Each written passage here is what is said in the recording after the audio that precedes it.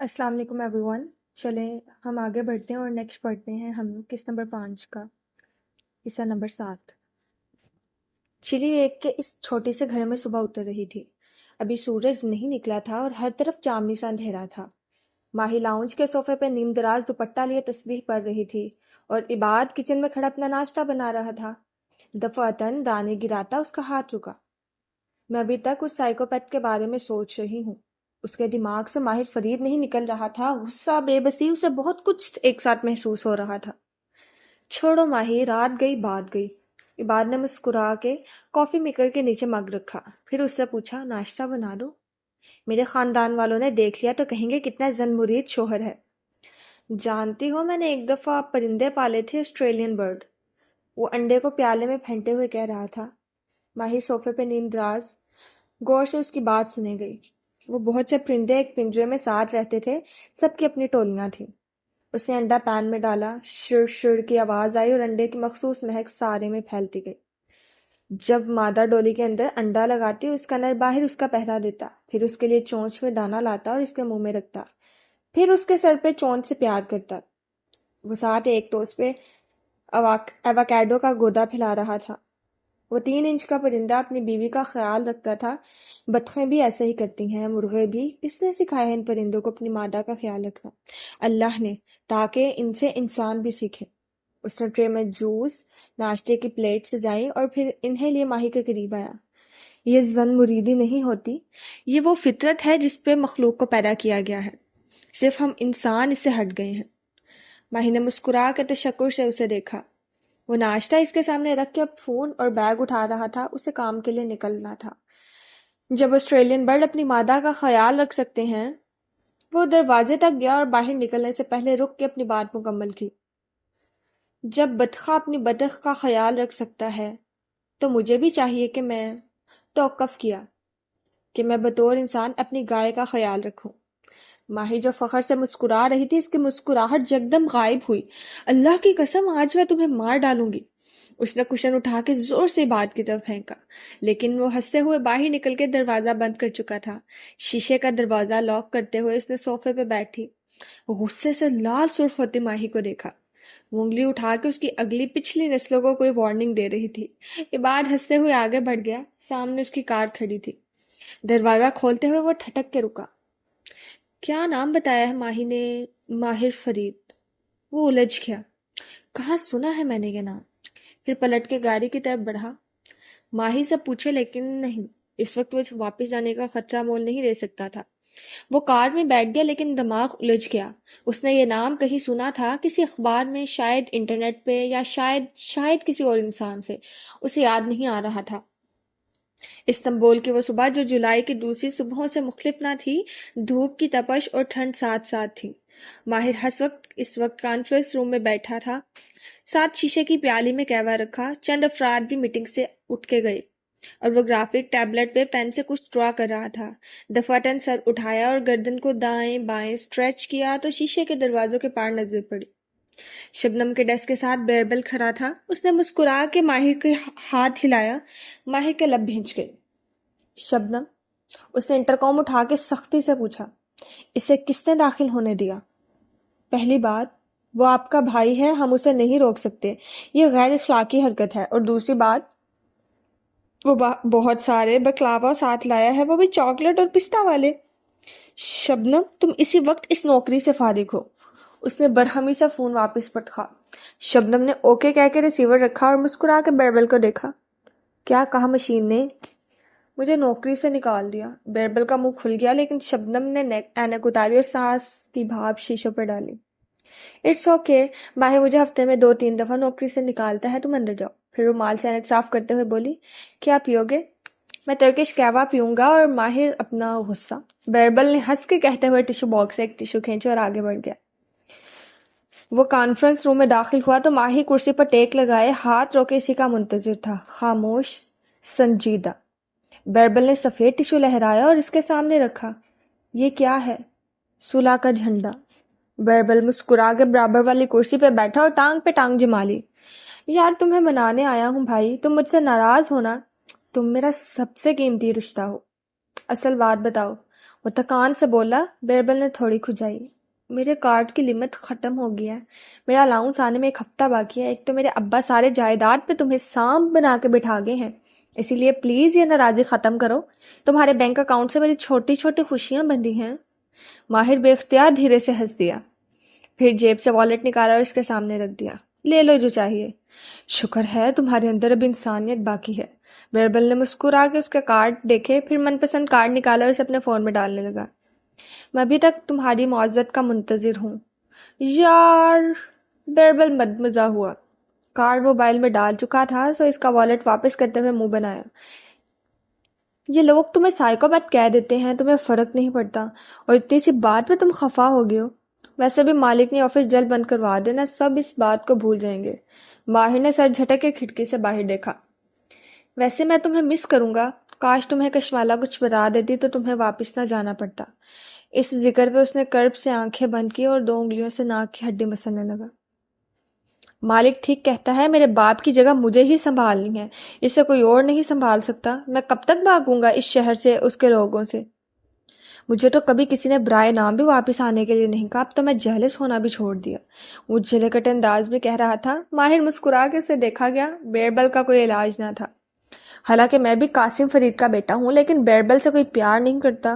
ظاہر ہے جب بڑا بھائی اتنا کامیاب ہو، اس کا اتنا اعلیٰ کیریئر ہو، تو چھوٹے بھائی کو سب نظر انداز کر دیتے ہیں۔ ماہر جو مسکرا کے اسے دیکھ رہا تھا، اس کی بات پہ اس کی مسکراہٹ سمٹی۔ ایک دم وہ سیدھا ہو کے بیٹھا۔ کیا کہا تم نے؟ وہ چونکے سے دیکھنے لگا۔ بیربل رکا اور ناسمجھی سے اسے دیکھا۔ مذاق کر رہا ہوں یار، میں تم سے کبھی جیلس نہیں ہوا۔ شت! ماہر نے ہاتھ اٹھا کے اسے خاموش کروایا۔ اس کا دماغ تیزی سے چل رہا تھا۔ جب بڑا بھائی اتنا کامیاب ہو، اس کا اتنا اعلیٰ کیریئر ہو، چھوٹے بھائی کو سب نظر انداز کر دیتے ہیں۔ وہ بڑبڑایا۔ اب تو میری فیلنگز ہرٹ کر رہے ہو ماہر۔ جاتے وقت سلیم کا کہا گیا فقرہ کانوں میں گونجا۔ ماہی باجی سب جانتی ہوتی ہیں، انہیں سب کی خبر ہوتی ہے۔ اس کی بہن، اس کی چھوٹی بہن۔ وہ بڑبڑاتے ہوئے سیدھا ہوا اور کی بورڈ پہ انگلیاں چلانے لگا۔ کیا ہوا ماہر؟ میں نے یہ سب کیوں شروع کیا تھا؟ کیونکہ اس نے مجھے کہا تھا کہ حورِ جہاں کی بیٹی حلال کے بارے میں جانتی ہے۔ میں نے پوچھا وہ کون ہے، اس نے جواب میں کہا تم اس لڑکی کو جانتے ہو، اور میں نے سوچا کہ میں نے حورِ جہاں کا نام کہاں سنا ہے۔ وہ یاد کرتے ہوئے کی بورڈ پہ انگلیاں چلا رہا تھا۔ پھر مجھے یاد آیا کہ جو البم مجھے ملا تھا اس میں ایک تصویر کی لڑکی کی تصویر کے پیچھے حورِ جہاں کا نام لکھا تھا۔ ہاں، اسی لیے تم کشمالہ کے پیچھے گئے تھے؟ ہاں، کیونکہ میں سمجھا وہ البم والی لڑکی کی بات کر رہا ہے، میں کسی دوسری حورِ جہاں کی بیٹی کو نہیں جانتا تھا۔ اس لیے جب مالک نے بتایا کہ اس کی ایک بہن بھی ہے کینیڈا میں، تو میں نے اسے نظر انداز کیا۔ جب بڑی بہن ایک کامیاب کیریئر کی مالک ہو، سامنے ہو، تو دور بیٹھی چھوٹی بہن کو سب نظر انداز کر دیتے ہیں۔ تم کیا کہہ رہے ہو؟ یہی کہ میں غلط نہیں تھا، میں صرف غلط بہن کے پیچھے گیا۔ اس کی آنکھیں چمک رہی تھیں۔ مجھے مالک نے اس کی بہن کی معلومات دی تھی، یہیں کہیں کسی فولڈر میں تھی، میں نے غور نہیں کیا تھا، کیونکہ ماہر فرید ایک چیز کے پیچھے obsessed ہو کے باقی سب کو نظر انداز کر دیتا ہے۔ بیربل جتا کے بولا۔ یہ رہا۔ بالآخر اس کو وہ فولڈر مل گیا۔ بیربل اس کے ساتھ جھکا اسکرین کو دیکھنے لگا۔ وہ ایک پاسپورٹ کی بلیک اینڈ وائٹ مدھم سی تصویر، اس پہ ایک اسکارف میں ملبوس لڑکی کا چہرہ۔ اس نے شاید پہلے بھی دیکھی تھی، لیکن لوگ اپنے پاسپورٹ کی تصویر جیسے نہیں لگتے ہوتے، لیکن لگتے نہیں۔ اب اس نے غور سے نام پڑھا، مہبینہ مبین۔ وہ سب اسے ماہی کہتے تھے، میں نے اس کے اصل نام پہ دھیان نہیں دیا۔ وہ بالآخر مسکرایا۔ حورِ جہاں کی وہ بیٹی جو حلال کے بارے میں جانتی ہو، کشمالہ نہیں تھی۔ اس نے اسکرین کی طرف اشارہ کیا۔ وہ یہ لڑکی تھی، حورِ جہاں کی دوسری بیٹی۔ بیربل الجھن سے اسے دیکھ رہا تھا۔ لیکن اس نے کہا تھا کہ وہ بیٹی جسے تم جانتے ہو، اور تم تو صرف البم والے لڑکی کے نام سے واقف تھے، اس لڑکی مابینہ کو نہیں جانتے۔ اس نے کہا میں اسے نہیں جانتا۔ اس نے مسکرا کے فون نکالا اور کنٹیکٹ لسٹ کھولی۔ اس کی انگلیاں ٹائپ کر رہی تھی۔ 1 in 50، 50 میں سے ایک۔ 1 in 50 کے نام سے محفوظ کردہ ایک نمبر سامنے آیا۔ ماہر نے انٹر کام اٹھایا اور شبنم سے کہا کہ وہ نمبر پر واٹس ایپ کال ملائے۔ وہ اپنے فون سے کال نہیں ملانا چاہتا تھا۔ بیربل سمجھ نہیں سکا کہ کیوں۔ وہ بس ناز سمجھی سے اپنے بھائی کو دیکھے گیا جو ایک دم پرجوش ہو چکا تھا۔ ماہی کھانے کے برتن کاؤنٹر پہ لگا رہی تھی جب موبائل بجا۔ یہی بات کے آنے کا وقت تھا۔ اس نے مصروف سے انداز میں موبائل اسکرین دیکھی۔ کسی دوسرے ملک کا کوڈ۔ اس کے ہاتھ صاف نے تھے۔ احتیاط سے انگلی سے کال کانٹیکٹ کی اور اسپیکر آن کر دیا۔ کینیڈا میں دیسی لوگ ایسے اسپام کالز کرتے تھے اسکائپ وغیرہ سے اور اسکیم کرنے کی کوشش کرتے، بینک اکاؤنٹ نمبر مانگتے، ٹیکنالوجی نابل بوڑھے گھوڑے گھوڑیاں اکثر ان کے چنگل میں پھنس جاتے تھے۔ ایسے ویسے ہی صبح سے بعد اور ماہی فرید پہ بہت غصہ چڑھا ہوا تھا۔ اس نے طے کر لیا کہ وہ ان دونوں کا غصہ اس دیسی اسپیم کال پہ نکالے گی۔ ہیلو پھاڑ کھانے والے لہجے میں کہہ کے وہ پلیٹس لگانے لگی۔ ماں مبینہ مردانہ آواز اسپیکر پہ گونجی۔ اسی وقت باہر بات کی کار رکتی دکھائی دی، لیکن ماہی کا اس طرف دھیان نہیں تھا۔ یس کون؟ اپنا نام لینے پہ وہ حیرت سے پلٹی۔ میں ماہر فرید بات کر رہا ہوں۔ وہ بے یقینی سے گھومی، پلیٹیں گرتے گرتے بچی، منہ سے کم وقت نکلنا ہی لگا تھا۔ وٹ؟ اس کا چہرہ سرخ ہوا، زور سے پلیٹیں رکھی اور گھوم کے فون تک آئی۔ اس کی اتنی مجال۔ ہیلو ماہی، وہ غالباً مسکرایا۔ ماہی مائے فٹ، اسے دان کچکچائے، چہرہ غصے سے تمتمانے لگا۔ تمہاری ہمت کیسے ہوئی کہ تم مجھے کال کرو؟ عباد گلاس ڈور کے باہر کھڑا لاک کھول رہا تھا۔ اس نے چھمبے سے ماہی کو دیکھا جو اس کی طرف پشت کیے فون پہ کسی سے غصے میں بات کر رہی تھی۔ مسٹر ماہر فرید، میں مالا نہیں جو چپ چاپ برداشت کروں، میں ماہی ہوں۔ اگر تم مجھے اس لیے کال کر رہے ہو کہ مالا سے تمہاری کوئی سفارش کروں تو مجھے تم سے ملنا ہے۔ میں وینکوور آؤں گا، تم بتاؤ کب آؤں؟ اس کا لہجہ بے تکلف۔ اندر آتا ہی بات ٹھٹک کے رکا۔ ماہی کی آنکھیں کھل گئیں، اس کی اتنی مجال۔ اوہ ہیلو مسٹر، یہ پاکستان نہیں ہے جہاں میں چپ چاپ تمہیں استنبول کا ٹکٹ کٹوانے دوں گی۔ اگر تم میرے شہر میں آئے تو میں کھڑے کھڑے پولیس بلوا لوں گی۔ لیکن جب تم میرے شہر میں آئی تھی تو کیا میں نے ایسے تمہارا استقبال کیا تھا؟ وہ جہاں تھی وہیں رک گئی، ساکت، متحیر۔ عباد بھی اس کے عقب میں رک گیا۔ کیا؟ ماہی نے نہ سمجھی سے کہا، میں کب؟ میں لوگوں کے نمبر ان کے نام سے محفوظ نہیں کرتا، اس لیے تمہارے نمبر کا نام میں نے 1 in 50 رکھا ہوا ہے۔ ماہی کا سانس جہاں تھا وہیں رک گیا۔ اسے لگا وہ ہل نہیں سکے گی۔ 1 in 50؟ یاد آیا میں کون ہوں؟ نہیں تو میں بتاتا ہوں۔ وہ سنجیدگی سے کہہ رہا تھا اور اس کی آواز ماہی کے گھر میں گونج رہی تھی۔ میں ماہر فرید ہوں اور میں اپنا وقت پیسہ کبھی ایسی جگہ خرچ نہیں کرتا جہاں سے مجھے فائدے کی امید نہ ہو، اور تمہارے اوپر مابینا مبین میں نے بہت خرچ کیا ہے۔ اب مجھے تمہاری مدد چاہیے۔ بتاؤ میں تمہارے شہر وینکوور کب آؤں؟ وہ بالکل سفید چہرہ لیے سن رہی تھی، لب کھلے کے کھلے رہ گئے۔ 1 in 50 ناممکن۔ پیچھے کھڑا یہ بات خاموشی سے آگے آیا۔ ماہی گمسم سے یہ بات کو دیکھے گئی۔ اس نے سنجیدگی سے فون اس کے ہاتھ سے لیا۔ میں ماہی کا شوہر عباد بات کر رہا ہوں، ماہر فرید صاحب۔ ماہی سانس ہو کے اسے دیکھ رہی تھی، پلک جھپکے بنا۔ ہم وینکوور میں نہیں رہتے، ہم اس کے قریب چلی ویک میں رہتے ہیں۔ آپ جب چاہیں یہاں آ سکتے ہیں، ہمارے گھر کے دروازے آپ کے لیے ہمیشہ کھلے ہیں۔ تھینک یو عباد۔ اس نے مسکرا کے فون رکھ دیا۔ ماہی ابھی تک چل تھی۔ تم نے اسے گھر بلا لیا؟ مجھے یاد آ گیا تھا، یہ وہی آدمی ہے، وہ واحد امیر آدمی جس کو تم دنیا کا سب سے مہربان آدمی کہتی تھی۔ یہ بات سنجیدہ تھا، اور اگر یہی مالا کا کیف ہے تو مالا اس کے بارے میں غلط ہے۔ میں اپنے گھر کے دروازے اس شخص پہ نہیں بند کر سکتا جس نے میری بیوی پہ 1 دفعہ نہیں 2 دفعہ احسان کیے ہوں۔ ہم اس سے ملیں گے اور اس کی بات سنیں گے، وہ حتمی لہجے میں کہہ رہا تھا۔ کانفرنس ہال میں بیٹھی ماہر نے ریسیور رکھا تو دیکھا بیربل کے لگ ابھی تک حیرت سے کھلے تھے۔ وائی بے، تم اس کی بہن کو کیسے جانتے ہو؟ مالک کو میرا پیغام دینا، میں واپس نہیں جا رہا کیونکہ مجھے کچھ مل گیا ہے۔ میں اپنی بہن کو پھر سے ڈھونڈنے نکل رہا ہوں۔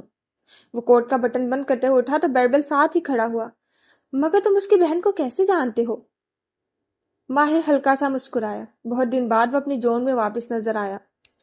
کیونکہ میں ایک بزنس مین ہوں اور کبھی کبھی میں کچھ کریزی قسم کی انویسٹمنٹ کرتا ہوں، چیزوں پہ نہیں، انسانوں پہ۔ میرے باپ نے مجھے سکھایا تھا کہ انسان پہ کی گئی انویسٹمنٹ کبھی نہ کبھی کام آتی ہے۔ پھر اس نے اسکرین پہ کھلی پاسپورٹ پکچر کی طرف اشارہ کیا۔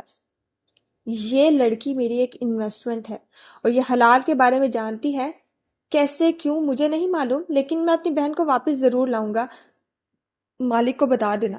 اس کا کندھا تھپک کے آگے بڑھ گیا۔ اس کا رخ اپنے آفس کی طرف تھا اور اندر آتے ہی وہ سیدھا میز تک آیا اور الٹا رکھا فریم سیدھا کیا۔ وہ ایک بھوری آنکھوں والی 9 سال کی لڑکی کی تصویر تھی۔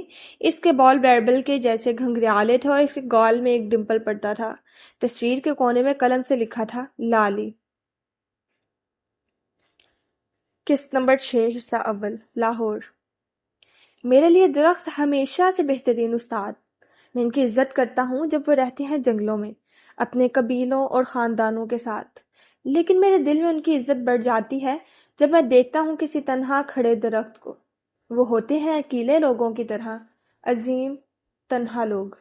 ان کی بلند ترین شاخوں سے دنیا سرسراتی ہوئی گزرتی ہے اور ان کی جڑیں لامکان میں پیوست ہوتی ہیں، لیکن وہ خود کو ان سب میں کھو نہیں دیتے۔ وہ اپنی ساری زندگی کوشش کرتے ہیں اپنے قوانین کے تحت چلنے کی، خود کو اپنے اصل قدم تک پہنچانے کی۔ کیا زیادہ مثالی اور مقدس ہوگا ایک خوبصورت مضبوط کھڑے درخت سے؟ اور جب ایسے درخت کو کاٹا جاتا ہے تو اس کے گول تنے میں تم اس کی تاریخ پڑھ سکتے ہو، اس کے سالانہ دائرے، اس کے زخم، ساری تکلیف جو اس نے دیکھی، اس کی بیماریاں اور خوشیاں، سب وہاں رقم ہوتا ہے تنگ دست سال کے دائرے اور خوشحال برس کے دائرے۔ وہ حملے جو اس نے برداشت کیے، وہ طوفان جو اس نے جھیلے، اور ہر کسان کو معلوم ہوتا ہے کہ سب سے سخت اور نفیس لکڑی ہوتی ہے اس درخت کی جس کے دائرے سب سے تنگ ہوتے ہیں، اور سب سے مضبوط اور نہ تباہ ہو سکنے والے درخت اگتے ہیں بلند پہاڑوں اور پرخط چوٹیوں پہ۔ درخت خانقاہیں ہیں جن کو ان کی زبان سننے آتی ہے، وہ جان سکتا ہے ان کا سچ۔ وہ علم یا تصورات نہیں پڑھاتے، بلکہ وہ سمجھاتے ہیں زندگی کا قدیم ترین قانون۔ ایک درخت کہتا ہے تم سے کہ میری قوت ہے میرا ایمان، میں نہیں جانتا اپنے باپ دادا کو یا ان اولادوں کو جو ہر بہار میرے بیج سے جنم لیں گی، میں صرف اس بیج کی زندگی جی رہا ہوں جس سے میں خود نکلا۔ مجھے اس بیج کو اس کی بہترین بلندی پہ پہنچانا ہے، ایک مکمل درخت بن کے مجھے اپنی جہدر مقدس لگتی ہے۔ اور جب تم پریشان ہوتے ہو تو یہ درخت تمہیں کہتے ہیں تم پریشان اس لیے ہو کہ تمہاری راہیں تمہیں اپنی ماں اور اپنے گھر سے دور لے جا رہی ہیں، لیکن ہر وہ قدم جو تم اٹھاؤ وہ تمہیں دراصل ماں کے قریب لے جا رہا ہے۔ گھر نہ یہاں ہے نہ وہاں ہے، انسان کا گھر اس کے من میں ہے، یا وہ کہیں نہیں۔ ہر قدم گھر کی طرف ہی جاتا ہے، ہر قدم نیا جنم ہوتا ہے، ہر قدم موت ہوتی ہے، ہر قبر ماں ہوتی ہے۔ درخت ہم سے زیادہ عقل مند ہوتے ہیں جیسے ان کی زندگیاں ہم سے لمبی ہوتی ہیں۔ جس نے بھی درختوں کی زبان کو سننا سیکھ لیا وہ کبھی بھی درخت نہیں بننا چاہتا۔ وہ کچھ بھی نہیں بننا چاہتا سوائے اس کے جو وہ خود اصل میں ہے۔ یہی ہے تمہارا گھر اور یہی ہے تمہاری خوشی۔ جرمن شاعر اور ناول نگار ہرمن ہے کی کتاب سے اقتباس۔ نشا نتاشی کی ایک خوبصورت اسٹریٹ کے کارنر پر ایک بوتیک بیکری تھی جو گلابی پھولوں سے سجی، ان کا اندر سارا ڈیکور بھی پسٹل کلرز میں کیا گیا۔ بیکری کے کچن میں بیربل شیف یونیفارم پہنے کھڑا، بال جالی دار ٹوپی میں مقید تھے۔ اس کے سامنے سٹینڈ پر ایک کیک رکھا تھا جس کے اوپر وہ جھک کے احتیاط سے ڈیکوریٹ کر رہا تھا۔ دفتن سر اٹھا کے گردن دائیں بائیں گھمائی تو نظر دیوار پہ آویزہ ٹی وی اسکرین پہ پڑی۔ وہاں سی سی ٹی وی کیمراز کی فوٹیج نظر آ رہی تھی۔ وہ چونکا، بیکری کے دروازے کھل کے زارینہ اندر دکھائی دے رہی تھی۔ بیربل کے چہرے پہ مسکراہٹ ڈر آئی۔ ہش! ہونٹوں سے آواز نکال کے ساتھ کام کرتے انٹرن شیف کو پکارا۔ وہ جو دونوں ہاتھوں سے ڈو گونڈ رہا تھا فوراً قریب کھسکا۔ حاضر شیف، کل میں نے تمہیں ڈو بنانا سکھائی تھی، آج میں تمہیں سکھاؤں گا کہ شیطان کی انگلی لگا کے تماشا کیسے دیکھتے ہیں۔ دروازہ دھاڑ سے کھلا تھا، وہ دونوں تیزی سے دور دور ہوئے۔ زرینہ کی ناک پہ غصہ دھرا تھا اور وہ لونگ بوٹ سے ٹھک ٹھک چلتی تیزی سے ان کی طرف آ رہی تھی۔ اس نے سفید مڈی ڈریس پہن رکھا تھا اور بلدار بال کندھوں پہ پھیلے تھے۔ یہ تم کیا باتیں پھیلا رہے ہو؟ اس کے سر پہ پہنچی اور ہتھیلی ورک ٹیبل پہ رکھ کے آگے جھکی۔ آنکھوں سے شرارے پھوٹ رہے تھے۔ وعلیکم السلام زارا، میں خیریت سے ہوں، پوچھنے کے لیے شکریہ۔ بظاہر کیک پہ جھکے بیربل نے سر اٹھا کے اسے دیکھا اور مسکرایا۔ بیربل، مجھے غصہ نہ دلاؤ، وہ اس کی طرف جھک کے گرائی۔ سچ سچ بتاؤ، ماہر کس کے ساتھ انوالوڈ ہے؟ بیربل نے گہری سانس لی اور سیدھا ہوا۔ اب ان دونوں کے درمیان صرف ایک کیک تھا۔ کبھی سوچا مجھے کتنا برا لگتا ہوگا جب تم ہر بات میں صرف ماہر کے لیے فکر مند ہوتی ہو؟ بیربل سے تو کوئی پیار نہیں کرتا۔ زارا کی برداشت اب ختم ہو چکی تھی۔ اس نے ساتھ رکھی چھری اٹھائی اور کیک کے اوپر جارحانہ انداز میں لے گئی، گویا اس کے اندر گاڑنے لگی ہو۔ اچھا بتاتا ہوں۔ بیربل نے جلدی سے دونوں ہاتھ کھڑے کیے۔ پوچھو، کیا پوچھنا چاہتی ہو؟ ماہر کیا کرتا رہا ہے اتنے مہینے؟ تم اس کی بیسٹ فرینڈ ہو، خود دیکھ لو۔ وہ ایک نظر زارا کے چھری والے ہاتھ کو دیکھتا اور دوسرے کیک پہ ڈالتا۔ البتہ اس کے ہاتھ تیار تھے، ادھر وہ حملہ کرے ادھر وہ کیک نیچے سے کھینچ لے۔ وہ بدل گیا ہے، وہ غصے سے بولی، لیکن آواز میں بے بسی تھی۔ کچھ ہوا ہے اس کو، وہ پہلے ہر بات مجھ سے شیئر کرتا تھا، اب جیسے اپنے خول میں چلا گیا ہے۔ تم جیلس ہو کیا؟ بیربل کی نظر اس کے ہاتھ میں پکڑی چھری پہ تھی۔ میں کیوں جیلس ہوں گی؟ وہ سنبھل کے مسکرائی۔ میں بطور ایک دوست اس کے لیے فکر مند ہوں. How sweet. بیربل کے معنی خیز انداز میں پلکیں جھپکائیں. پھر زارا نے سوالی انداز میں ابرو اٹھایا. کون ہے وہ لڑکی؟ پہلے چھری پھر لڑکی. اس نے ہاتھ بڑھایا. زارا چند لمحے اسے گھورتی رہی، پھر زور سے چھری اسے تھمائی. میں نے اسے صرف ایک دفعہ دیکھا تھا. وہ ریلیکس انداز میں چھری دور رکھتے ہوئے بتانے لگا. مجھے بس اتنا معلوم ہے کہ ماہر افندی کو لڑکی پسند ہے اور لڑکی کو پورے، اور یہ عشق کا غم ایسا ہے کہ وہ بہت جلد اس سے نکل نہیں سکے گا. زرینہ کچھ دیر کے لیے کچھ بول نہ سکی، بدک الفاظ جمع کیے. لیکن ان دونوں کے درمیان جو بھی تھا وہ ختم ہو گیا نا. وہ جیسے خود کو امید دلا رہی تھی. ماہر اسے چھوڑ کے آ گیا ہے اور وہ نارمل طریقے سے کام کر رہا ہے، وہ اسے بھلا دے گا. بیربل دھیرے سے ہنسا. میں ماہر کی رگ رگ سے واقف ہوں. اسے پہلی دفعہ محبت ہوئی ہے اور اسے اگلے کئی سال نہیں بھلا سکے گا. یہ جو اتنے دن سے وہ کیف میں روبوٹ کی طرح کام کرتا دکھائی دے رہا ہے نا، یہ سب اداکاری ہے زارا. وہ لڑکی ایک دفعہ اس کے سامنے آ جائے، اس کا خول فوراً ٹوٹ جائے گا. ماہر اپنے محبوب لوگوں سے دستبردار نہیں ہوا کرتا.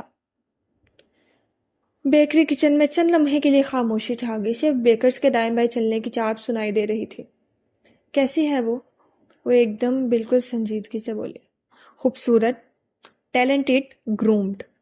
ماہر کو کیا پسند ہے اس میں؟ بیربل رک گیا. اس نے سوچنے کی کوشش کی. معلوم نہیں. کہتی ہو تو پوچھ کے بتاؤں. ویسے بھی وہ غم عشق کا شکار ہے، شاید اس کی یاد میں کوئی غزل ہی کہہ دے. بابا نے اسے کیسے راضی کیا لندن جانے کے لیے؟ مجھے کیا معلوم. جیسے تمہارا باپ مشین ویسے ہی میرا بھائی. اب دو مشینوں کے آپس کے ڈیلز وہی جانے. ویسے بیربل نے یاد کرنے کی اداکاری کی. تمہارے والد صاحب جانتے ہیں اس لڑکی کو، ساری تفصیل ہے ان کے پاس. انہوں نے بھی تمہیں نہیں بتایا؟ زرینہ چونک اٹھی. پہلے چہرے پہ بے یقینی ابھری اور پھر زخمی پن. بابا جانتے ہیں؟ ہاں بے شک، پوچھ لو ان سے. زرینہ متذبذب سی اسے گھورے گئی. مجھے تمہارا یقین نہیں ہے. تمہارے منہ سے اکثر جھوٹ ہی نکلتے ہیں. میرا منہ جھوٹا سے کم از کم میرا اپنا ہے. آگے جھک کے اس کے قریب سرگوشی کی. کیونکہ اس کو کسی بوٹوکس نے نہیں چھوا. ذرا تیزی سے پیچھے ہوئی. اس کی رنگت بدلی. بدتمیز. غصے سے پیر زمین پہ مارا اور مر گئی. وہ مسکرا کے اسے جاتے دیکھتا رہا. ایسے لگاتے ہیں شیطان کی انگلی. اب ہوگا باپ بیٹی میں جھگڑا. فخر سے ساتھ کھڑا انٹرن کو بتایا جو بہت عقیدت سے اس کو دیکھ رہا تھا. لیکن بیربل بے، آپ کو اس سے کیا فائدہ ہوگا؟ دیکھو دوست، اس نے انٹرن کے کندھے پہ ہاتھ رکھ کر سمجھانے والے انداز میں بولا، ہر بات فائدے یا نقصان کے لیے نہیں کی جاتی. کچھ چیزیں میں اپنے اندر کے شیطان کے ہاتھوں مجبور ہو کے کرتا ہوں. جتنا عذاب میرا بھائی اور چچا مجھے دیتے ہیں، یہ تو اس کے مقابلے میں کچھ بھی نہیں. سیکھو مجھ سے. وائے بے، آپ بہت ذہین ہیں شیف. وہ دان کوس کے بولا. بیربل نے مسکرا کے اسے دیکھا اور پھر سے خیال آیا. سچ سچ بتاؤ، تم لوگوں نے بھی میرے نام تو نہیں نہ رکھے ہوئے؟ اللہ اللہ، آپ کوئی ماہر بے جیسے باس تھوڑی ہیں جو ہم آپ سے تنگ ہوں. ہم تو آپ کو صرف شیف یا پیٹرون باس کہہ کے پکارتے ہیں. مسکرا کے بتایا تو بیربل کے چہرے پہ مسکراہٹ بکھر گئی. اس کی بیکری کا ماحول اتنا دوستانہ اور ہنسی مذاق والا تھا کہ اسے یقین تھا یہاں کوئی اس کا نام نہیں رکھ سکتا. ماہر کو بس ایک پہ شک کرنے کی عادت تھی. وہ سر جھٹک کے دستانے اتارنے لگا.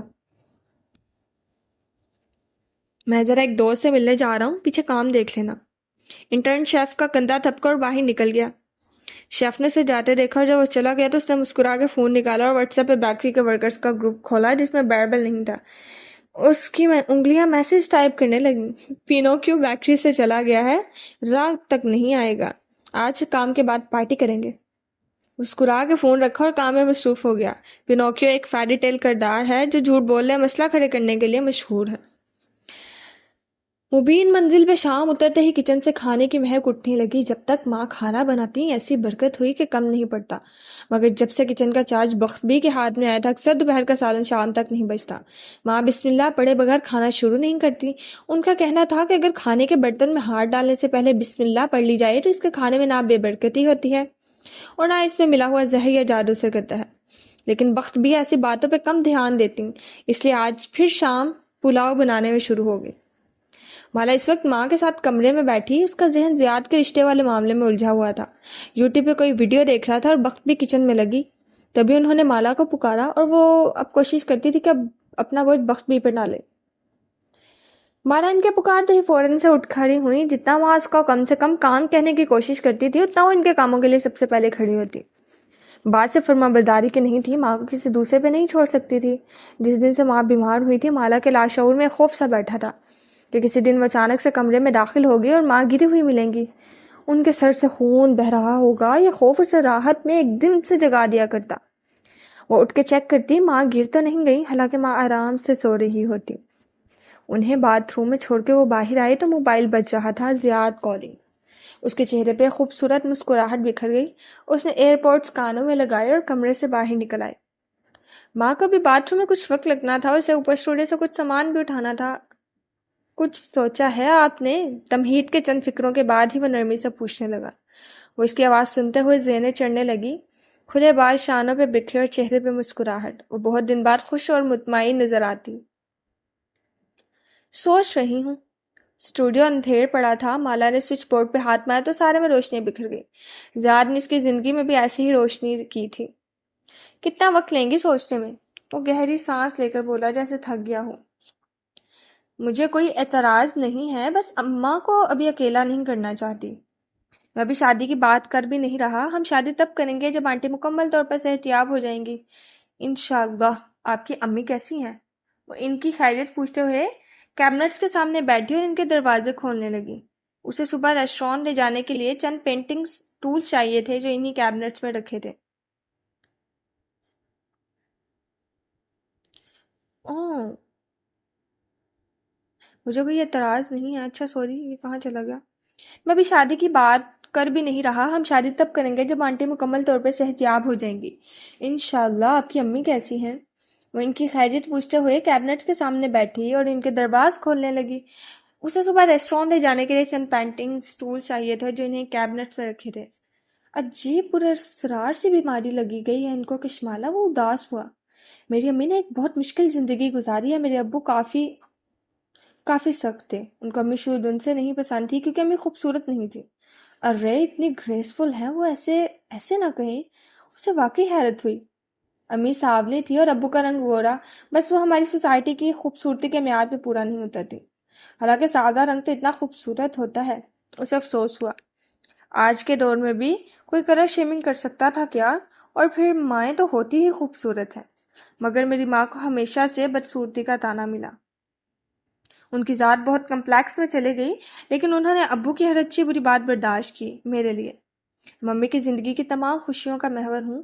امی اور ابو کی میرڈ لائف سے میں نے یہ سیکھا ہے کہ بیوی کی عزت سب سے اوپر ہوتی ہے، اور میں نے بہت پہلے فیصلہ کر لیا تھا کہ میں اپنی بیوی پہ کبھی تنقید نہیں کروں گا، اس کا دل نہیں دکھاؤں گا، اس کو عزت اور مرتبہ دوں گا جو اس کو ملنا چاہیے۔ وہ رکا اور ٹھہر ٹھہر کے نرمی سے بولا، کشمالا میں آپ کو کبھی ہرٹ نہیں کروں گا۔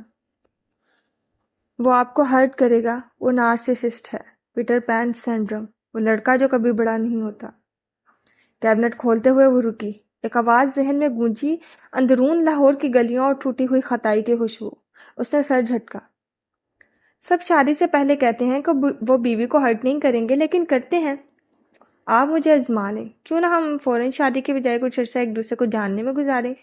کوئی انسان کتنی اداکاری کر سکتا ہے، اور جیسے اب ہوں ویسا ہی رہوں گا۔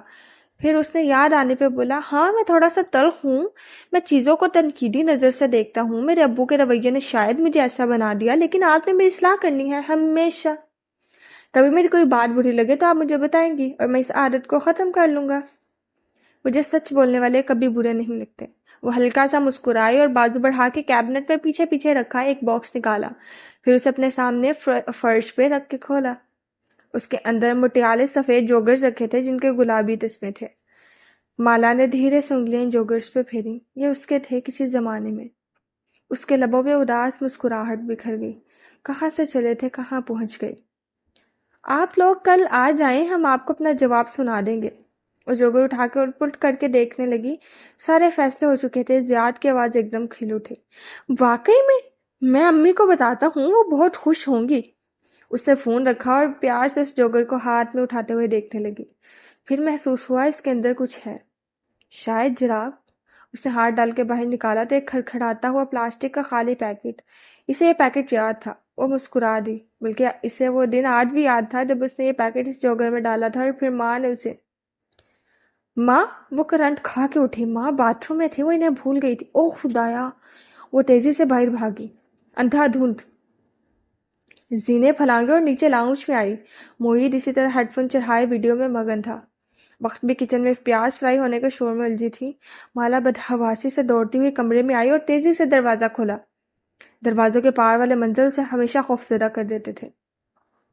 दरवाजा खुलता चला गया। उसका बेडरूम नजर आया सामने।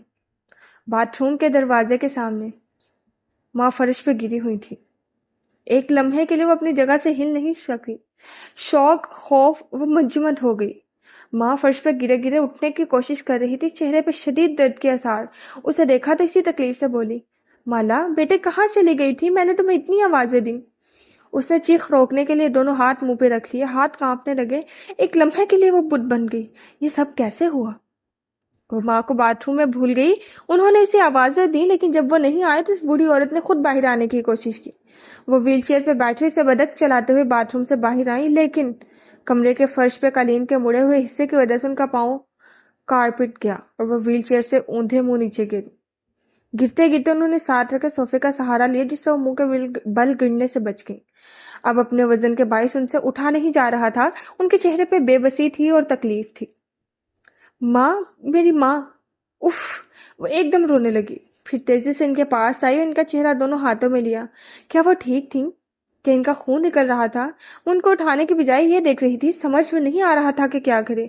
ना मेरी बेटी, ना रो। माँ उसे रोते देख के परेशान होगी। तुम रोगी तो मेरा दिल दुखेगा। तुम्हारी गलती नहीं है। मगर वो नफी में सर हिलाते हुए रोई जा रही थी। उसने कंधे से थाम के माँ को ऊपर उठाने की कोशिश की, लेकिन वो उनका वजन नहीं सहार सकती थी। जहन कदे जागा तो जोर से चिल्लाते हुए मोहित को आवाज देने लगी, मोहित, कैफ, सलीम, जल्दी आओ। वो घर के सारे मर्दों को आवाजें दे रही थी। चंद लम्हे में सब दौड़े चले आए। मोहित, बख्त भी, सलीम, सब ने भाग के माँ को सहारा दिया और ऊपर सोफे पे बिठाया।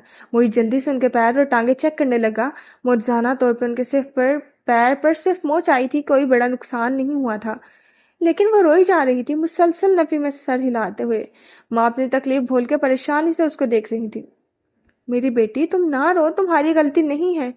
लेकिन उसे मालूम था कि यह सब इसकी गलती है। इतने महीने से खौफ सा दिल में बैठा हुआ था। वो ऑपरेशन के बाद अस्पताल के कमरे का दरवाजा खोल के अंदर दाखिल होगी तो अंदर का मंजर कैसा होगा? वो कभी अपने कमरे का दरवाजा खोल के दाखिल होगी तो वो माँ को किसी बुरी हालत में देखेगी। बंद दरवाजों के पीछे के मंजर उसे हमेशा डराती। उनका साया बन के इनके साथ रहती। आज वो कैसे इन्हें भूल गई। माला, तुम्हारी गलती नहीं है। मैं भी हेडफोन लगाए हुए था, वरना सुन लेता। मेरी गलती है। मोहित भी परेशानी से कहता उसको चुप करवाने लगा, लेकिन वो माँ के कदमों में नीचे बैठी उनका हाथ थामे सर झुकाए रोई जा रही थी। मैं आपको दोबारा कभी नहीं भूलूंगी माँ, वो जेर लब बड़बड़ा रही थी।